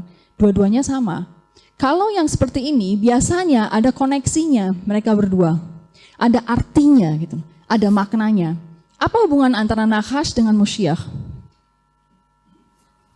Ini problemnya, ini solusinya. Problemnya apa? Nachash adalah yang membuat seluruh umat manusia itu hidup di dalam pembuangan. Betul nggak? Taman Eden ya kan, ingat kejadian Taman Eden, Taman di Eden. Taman di Eden itu gara-gara ular, akhirnya seluruh manusia keluar dibuang dari Taman Eden, betul nggak? Jadi sekarang kita semua tinggal di luar Taman Eden, itu adalah pembuangan. Gara-gara dia ini, umat manusia masuk ke dalam pembuangan.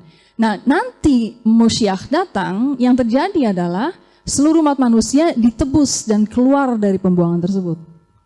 Ini sebenarnya konsep yang sangat besar mengenai penebusan terakhir yang kita sebut dengan great redemption atau final redemption di dalam konsep Yahudi ini sangat besar di dalam konsep Tanakh.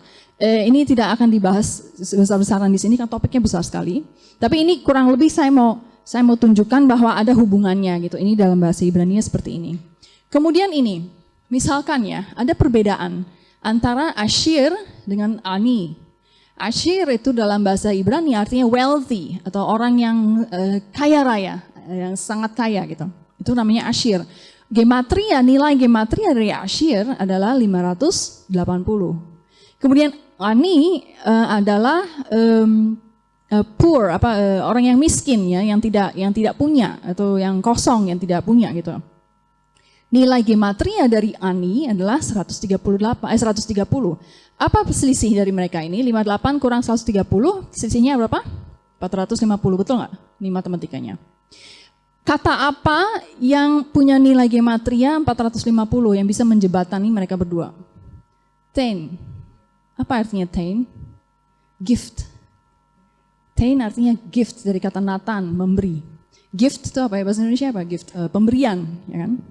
Jadi bagaimana caranya menjembatani antara level ini yang paling kaya dengan level ini yang miskin, yaitu dengan ada pemberian. Paham nggak maksudnya? Jadi ada banyak sekali nilai-nilai, ada banyak sekali arti-arti yang begitu dalam di dalam bahasa Ibrani kalau dilihat dari gematrianya.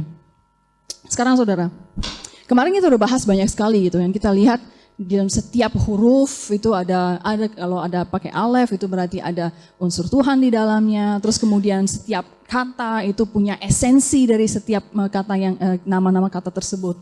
Ada esensi dari rohnya yang bisa kita tangkap. Terus ada banyak sekali yang kita bahas tentang bahasa Ibrani. Ketika bahasa Ibrani, Tanakh atau Torah itu diterjemahkan di dalam bahasa Indonesia, dalam bahasa Inggris, semua itu hilang nggak? Hilang bukan? Paham nggak ya? Mengerti nggak betapa krusialnya itu hilangnya itu gitu loh. Maksudnya betapa pentingnya membaca dalam bahasa Ibrani dan bisa melihat itu huruf-huruf tersebut untuk bisa menganalisanya huruf-huruf tersebut gitu loh. Begitu diterjemahkan, saudara ya, ini sangat penting. Ini harus dimengerti banget nih. Begitu kita membaca terjemahan, yang terjadi adalah kalau kita mengajar dari terjemahan, yang kita berikan adalah kita kepada jemaat gitu ya, kita mengajar atau memberikan cuma remah-remah, betul nggak? Karena semua kedalaman itu, setiap kata kedalaman katanya, kedalaman hurufnya sekalipun, akhirnya hilang sama sekali. Yang Anda dapatkan dari pendeta atau yang Anda dapatkan dari siapapun yang mengajarkan dari terjemahan, itu hanya remah-remah, sisa-sisa, yang nggak ada artinya sebenarnya. Intinya itu Anda nggak dapat. Jadi yang dapat makanan siapa, orang Yahudi atau orang bangsa-bangsa lain? Ngerti nggak maksudnya? Orang Yahudi mendapatkan makanan dagingnya, istilahnya, rotinya ya. Tapi bangsa-bangsa yang cuma baca terjemahan akhirnya cuma dapat remah-remah. Paham nggak pentingnya ini? Itu sebabnya kenapa Rabbi Singer kemarin bilang begini. Saya nggak tahu ini ngomongnya di depan apa ngomong sama kita waktu kita makan malam ya. Wah udah nyampe aja. Dia bilang seharusnya setiap orang itu punya kerinduan untuk anak-anaknya diajarin bahasa Ibrani. Sama seperti orang Yahudi, anak yang paling kecil pun diajarin bahasa Ibrani. Karena bagi kita nggak ada pilihan untuk mengajar dari tanah dalam bahasa asing. Bagi kita itu bukan pilihan kita. Pilihan kita adalah kita paksa harus bisa bahasa Ibrani. Harus. Paksa harus baca. Paksa harus ngerti, minimal kamu ngerti bacanya, minimal kamu ngerti vocabulary-nya, nggak usah sedalam ini dulu. Dan ini yang paling krusial. Itu sebabnya saudara, itu sebabnya kenapa Tuhan bilang begini. Kenapa Tuhan bilang, sebab dari Zion akan keluar pengajaran, dan dari firman Tuhan, dan firman Tuhan dari Yerusalem. Dari alirannya, arah alirannya adalah dari Zion, ke bangsa-bangsa, dari Yerusalem ke bangsa-bangsa, bukan bangsa-bangsa ke dalam. Ngerti nggak maksudnya? Ngerti nggak kenapa begitu? Kenapa satu arah? Karena yang mengerti makanannya yang dalam itu, yang punya, yang makan daging dan roti itu orang Yahudi. Ya toh, bangsa-bangsa nggak ngerti sebenarnya. Bangsa-bangsa berpikir mereka mengerti, tapi sebenarnya yang mereka mengerti hanya remah-remah, hanya sepotong-sepotong kecil dari satu gambar puzzle yang besar. Ngerti ya? Puzzle itu apa bahasa Indonesia? Ya, puzzle gitu ya. Ya, ngerti kan? Hanya yang kecil-kecil, yang ujung-ujung aja. Dia berpikir mereka berpikir mereka ngerti. Padahal sebenarnya roti yang sebenarnya, daging yang sebenarnya mereka dapatkan itu ada di Zion, ada di Yerusalem. Dan harusnya pengajaran makanan itu mengalirnya satu arah dari sana keluar. Ada banyak kelompok-kelompok yang berpikir begini. Di akhir zaman ya, ini kita harus menginjili orang-orang Yahudi di Yerusalem. Bisa sekarang kalau kita mengerti ini ya, malu nggak ya? Kalau saya malu sebenarnya. Malu kan? Kita berpikir kita bisa menginjili. Ada seorang perempuan Singapura, dia datang ke Israel dan dia berusaha menginjili dan bilang, kamu buta, kamu tuh nggak mengerti kitabmu sendiri, bla bla bla. Terus kemudian ada orang Yahudi, saya waktu itu dibayarin datang ke Israel sama orang Singapura, waktu itu dia kaya raya, dibayarin saya gitu. Ini orang sama semangat banget. Alasan kenapa dia membayari saya adalah dia pikir kamu Yahudi, saya mau injili kamu gitu. Jadi dia taruh di kamarnya dia, terus dia mau injili saya. Waduh, sampai pusing. Terus akhirnya begitu masuk ke jalan-jalan di Yerusalem ya, kita jalan-jalan segala macam. Dia ngeliat orang-orang yang yang Yahudi Ortodoks dengan yang itu hitam segala ya, pakai baju hitam, topi hitam segala. Dia berusaha menginjili pakai bahasa Inggris segala macam. Ini orang sangat kesel. Dia bilang, kamu pikir kamu tahu kitab saya lebih bagus, jago dari saya. Bahasa Ibrani pun kamu nggak bisa baca. Kamu bilang saya yang buta. Ada juga kamu yang buta huruf. Iya toh? Buta huruf saudara gitu loh. Nggak usah capek-capek ngelihat sampai gematria lah, sampai ini, sampai itu, sampai dalam. Nggak usah sampai ke sana. Bacanya pun kamu nggak bisa. Kamu buta huruf, kamu mau ajari saya, dia bilang begitu. Tapi bagi orang Singapura, dia bilang mereka tuh sombong. Bukan sombong, bukan masalah sombong, fakta. Faktanya adalah kamu tidak mengerti kitab saya, kamu berpikir mengerti, kamu berpikir kamu tahu semua, tapi bahasanya aja kamu nggak bisa baca. Itu juga sebabnya, Zakaria 8 ayat 3 mengatakan begini, pada waktu itu di akhir zaman, 10 orang dari berbagai-bagai bangsa dan bahasa akan memegang kuat-kuat punca jubah orang Yahudi dengan berkata, kami mau pergi menyertai kamu sebab telah kami dengar. bahwa Elohim menyertai kamu. Itu sebabnya gitu, seluruh pesannya Tuhan di dalam Tanakh itu selalu konsisten. Pengajaran dari sana ke sini, bukan dari sini ke sana. Ya kan? Zakaria bilang orang Yahudi yang akan diikuti oleh bangsa-bangsa, bukan orang bangsa-bangsa yang bukan orang Yahudi mengikuti bangsa-bangsa, paham enggak? Kalau orang bangsa Yahudi itu ternyata memang ditutup kayak matanya ada selaput ya, apa sih mereka kan bilang gitu ya, ada selubung ya, selubung. Kalau memang bangsa Yahudi punya selubung di matanya nggak bisa lihat, kenapa ada ayat ini? Kenapa Tuhan bilang bangsa-bangsa yang ikutin orang Yahudi? Paham nggak? Ada kata-kata seperti itu, orang Yahudi itu punya selubung, mereka buta, mereka nggak bisa ngeliat. Loh, buktinya Tuhan bilang kok, kalau mereka memang buta, kenapa Tuhan bilang begini? Ini harus benar-benar dipikirkan, dimengerti. Kepadamu akan datang bangsa-bangsa dari ujung-ujung bumi serta berkata, sungguh nenek moyang kami hanya mewarisi kebohongan, kesia-siaan yang satu pun tidak berguna. Bahasa LAI dia itu nulisnya beda, dia bilangnya dewa kebohongan, dewa penipuan. Ini bukan masalah dewa penipuan tapi kebohongan, beda nih, kebohongan, mewarisi kebohongan, mewarisi kesia-siaan dan satu pun tidak ada berguna. Di akhir zaman Tuhan menubuatkan di akhir zaman bangsa-bangsa itu akhirnya menyadari, oh my God, yang goblok itu siapa? Saya. Yang dibohongi selama ini siapa? Saya gitu loh. Yang kita warisi adalah kebohongan-kebohongan. Kita pikir kebenaran tapi ternyata kebohongan-kebohongan. Jadi bukan saya yang bilang, ini Yeremia yang bilang.